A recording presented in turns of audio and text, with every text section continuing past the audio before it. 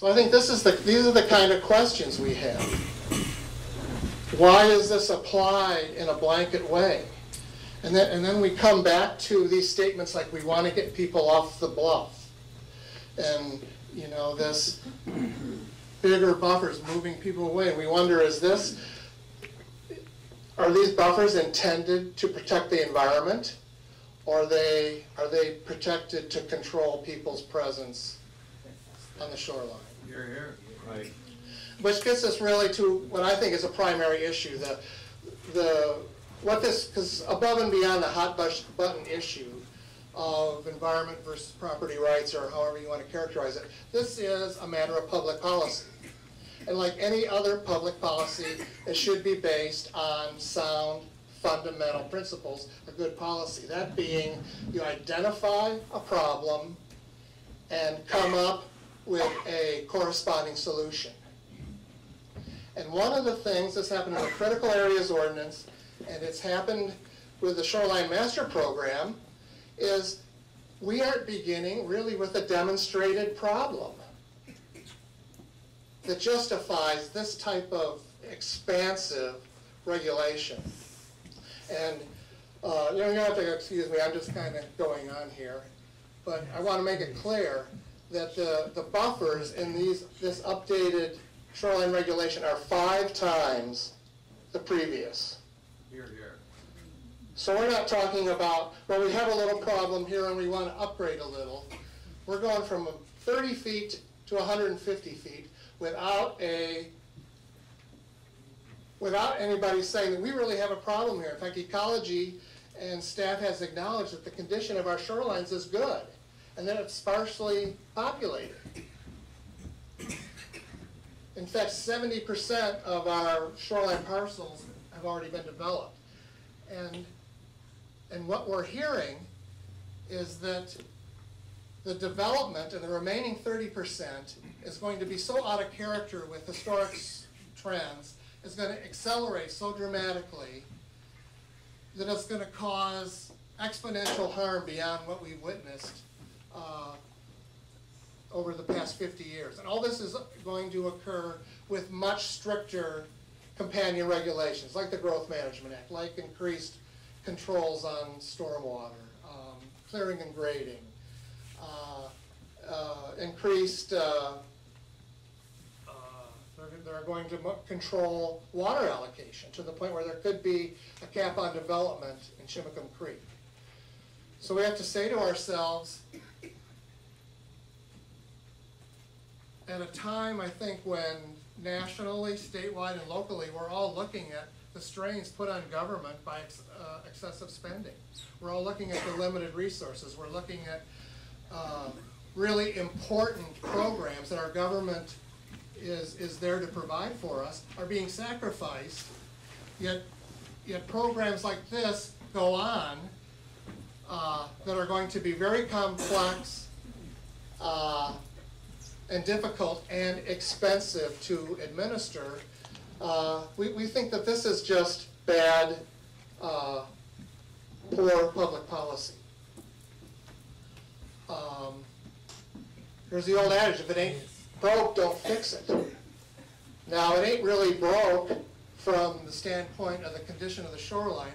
It is a fact that we do have to update our regulations in keeping with a law that was passed in 2003. So there is some housekeeping, some upkeeping that needs to be done.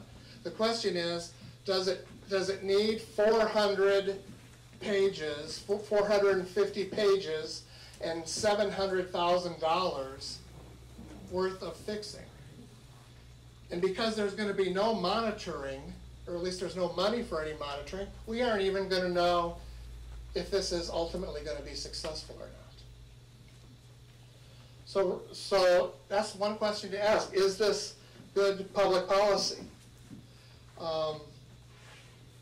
Another interesting aspect of this, it's kind of buried in the back of this document in the last article, but it's a section called burden of proof.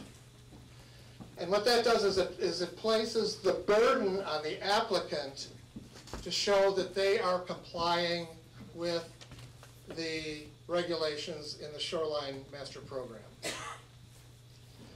Now, we feel like that really violates the basic fundamental principles of our system of justice, which is you are innocent until proven guilty.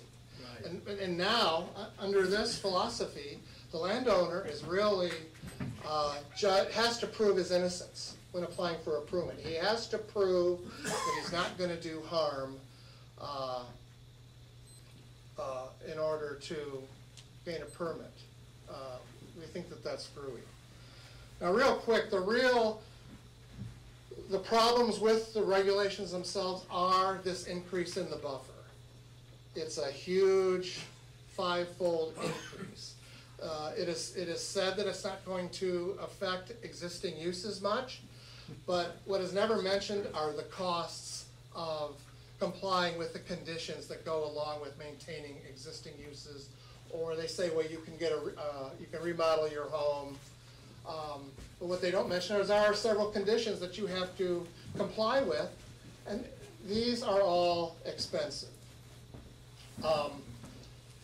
One of the things, the most noticeable thing, is how they have redesignated the shoreline. This master program is really driven by what are called shoreline designations, which correspond to inland land use designations, such as rural residential or commercial. And the shoreline is characterized by, depending on its natural or areas to protect, okay, just hold on, to protect agricultural use and so on, areas to protect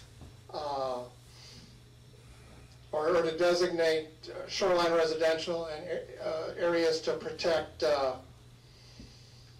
areas of commercial and whatnot. We feel that they have increased the areas designated natural from 11% to 41%, which basically means nearly half of our shoreline requires a conditional use permit to even put a house on.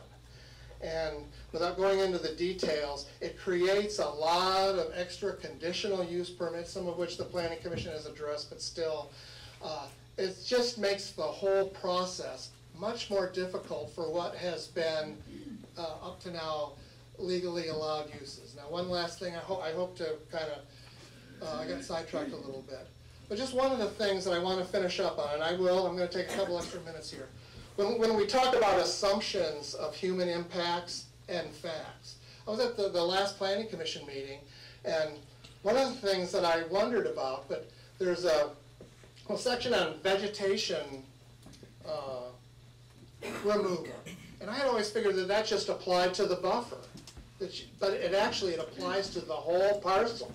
So what that means is under this draft, the county is basically controlling how you manage all of the vegetation in your whole property, and that's what Michelle McConnell said.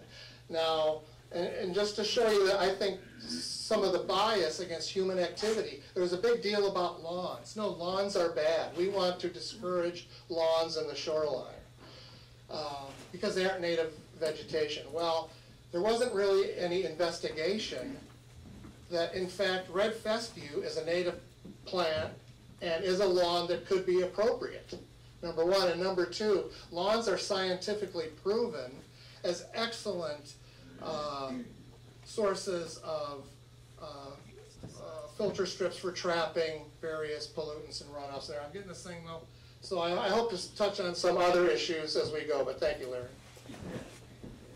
Thanks, Jim. We're trying to keep this